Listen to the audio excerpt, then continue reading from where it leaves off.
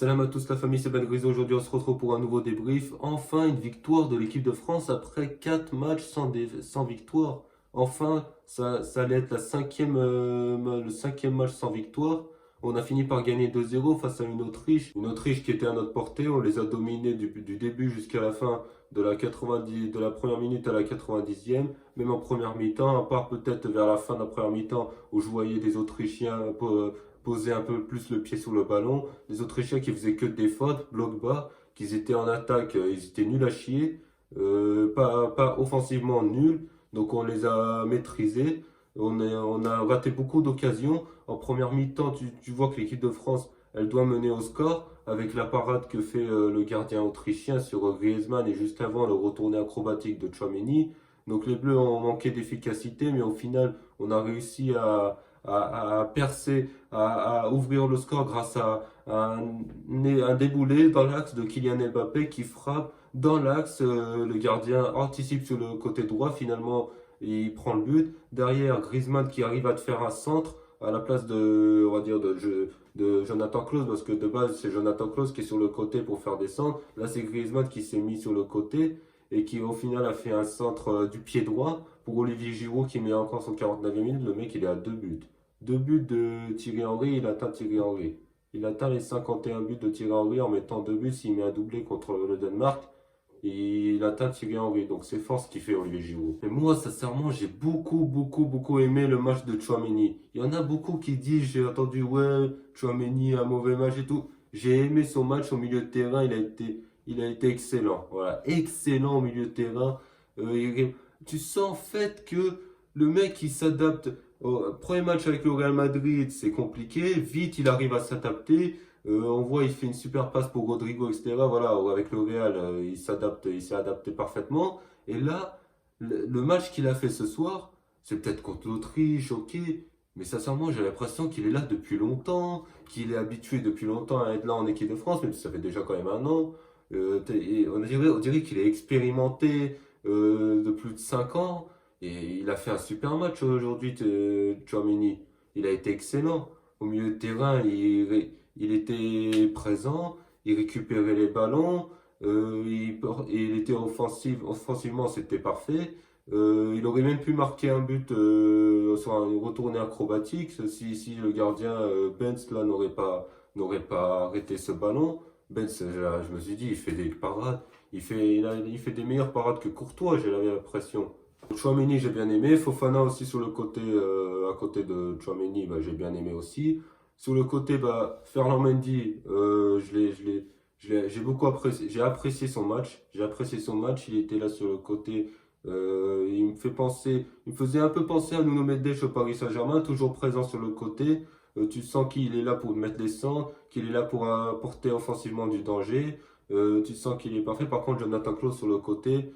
Je l'ai trouvé encore moyen. Je l'ai trouvé encore moyen. Je m'attendais encore plus. Parce que, sincèrement, il y a des moments où il fait des centres. Et à un moment, en première mi-temps, il fait un centre au hasard dans un contexte où il n'y a pas grand monde dans la surface, où il peut temporiser, attendre qu'il y ait des meilleures solutions dans la surface. Parce qu'il centre. En fait, il y a Giroud, Griezmann, ils sont un peu sur le côté. Enfin, ils sont dans la surface de réparation. Ils sont plus derrière le point de pénalty que devant le point de pénalty que voilà, et au final ils étaient pas en bonne position pour reprendre la balle, donc lui il finit par centrer au hasard, mais voilà, mais je m'attendais plus de Jonathan Klaus. Il a raté une grosse occasion juste après le début de la deuxième période où il frappe du pied gauche, il la met au-dessus. Normalement ça il doit au moins cadrer, donc déçu de Jonathan Klaus.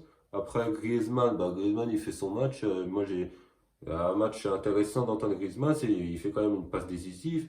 On s'attend plus. Moi j'ai l'impression que Griezmann en fait je me demande s'il va finir par marquer un jour en équipe de France parce que j'ai l'impression que je sais pas, j'ai l'impression qu'il marquera plus jamais en équipe de France. Je sais pas s'il est fait pour. Je sais même pas s'il s'est créé une occasion. Il s'est créé une occasion, le Griezmann? Il s'est pas créé d'occasion. Il s'est pas créé d'occasion, peut-être une. Si, bah si, une sur le retourné de de Tchouaméni, mais là, il n'arrive pas à la mettre. C'est Benz qui arrive. Tu sens, en fait, c'est une malédiction, en fait. Je sais pas, il est maudit, il n'arrive plus à marquer un but. Et là, il était en bonne position pour marquer le but, et même le gardien, il arrive. Et soit il est maudit, il est en manque de réussite. Bon, peut-être qu'il va finir par marquer contre le Danemark. Mbappé, première mi-temps, il a apporté du danger. Lui, c'est limite l'homme de la première mi-temps. Deuxième mi-temps, c'est lui qui ouvre le score en faisant cette percée, ce petit exploit dans l'axe où il vient défier, on va dire, David Alaba suite à la part de balle de Sabitzer. Il vient défier David Alaba et la défense autrichienne avant de frapper. Mais il a raté beaucoup lui aussi. Il a raté beaucoup. Alors je sais pas si c'est le marabout de Pogba, mais en tout cas il a raté beaucoup. Il a raté beaucoup. Là, la dernière action sur la passe de de Ousmane Dembélé, la percée d'Ousmane Dembélé dans l'axe. Passe de Ousmane Dembélé, il se retrouve face à face, il la met largement à côté.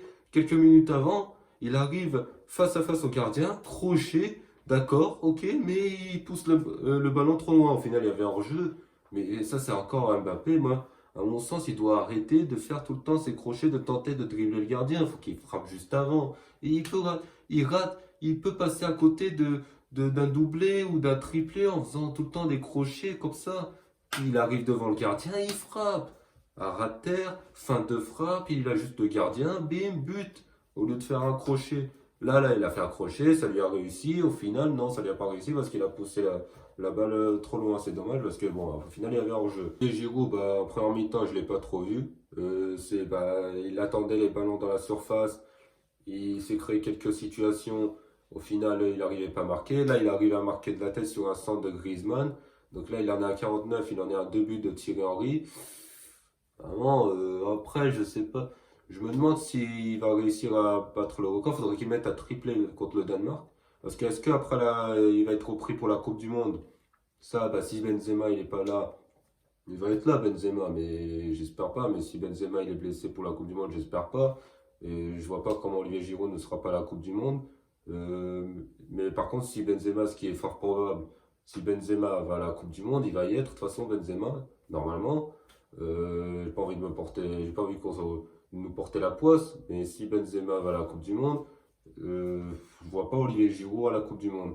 Donc après, moi je le prendrai en tant que remplaçant de Benzema, mais je pense pas que Didier Deschamps va le reprendre pour être le remplaçant de Karim Benzema. Didier Deschamps ne le voit pas comme ça. Un homme un joueur qui a eu un statut avant, passer de statut de cadre à direct remplaçant. C'est quasiment impossible, il a dit. Donc, sur le match, il a été bon. En défense, Benoît Badiachil, il est incroyable. On dirait il a plusieurs sélections derrière lui en équipe de France. Première sélection en équipe de France, il est là. Tu sentais à l'aise. Tu sentais qu'il était à l'aise en début de match. Il combinait enfin, il s'entendait bien avec Raphaël Varane. Là aussi, bon match de Raphaël Varane. Koundé, bah, il se blesse rapidement. Là, c'est aussi c'est une malédiction que la France elle a, c'est incroyable. Je sais pas c'est qui a marabouté l'équipe de France, mais c'est une dinguerie. Les blessés qu'il y a, là c'est Jules Koundé qui a un problème musculaire et Mac Maignan qui a été remplacé par Areola qui lui aussi a un problème musculaire. Donc là c'est une dinguerie les blessures. Heureusement, j'allais te dire, vaut mieux que ça se passe 2 mois avant. Les problèmes musculaires, ça dure quelques semaines. Et après, au moins 5 6 semaines, des problèmes musculaires comme ça. Et ensuite, voilà, il y a la Coupe du Monde qui va arriver. Donc, vaut mieux que ça se passe maintenant juste avant la Coupe du Monde. Mais c'est une dinguerie quand même.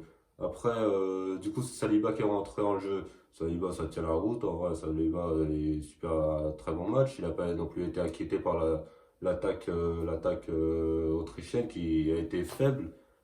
L'Autriche était faible ce soir, donc après, on verra contre le Danemark. Ce sera beaucoup plus difficile contre le Danemark à Copenhague. Sinon, bah, le gardien, on n'a rien à dire. Ils n'ont pas été inquiétés non plus. Donc voilà, ils ont fait zéro tir cadré, hein, les Autrichiens, zéro tir cadré. Ils ont fait un tir au premier mi-temps avec Sabitzer qui l'a mis au-dessus, juste au-dessus. Mais sinon, ils ont pas eu d'occasion, hein. Si ce n'est le numéro 4 là, avec ses cheveux longs, où il aurait pu reprendre de voler la balle pour l'égalisation. Au final, il la contrôle et il la contrôle mal, il l'a mis en sortie de but. Donc c'est là-dessus où les Autrichiens auraient pu enfin, marquer.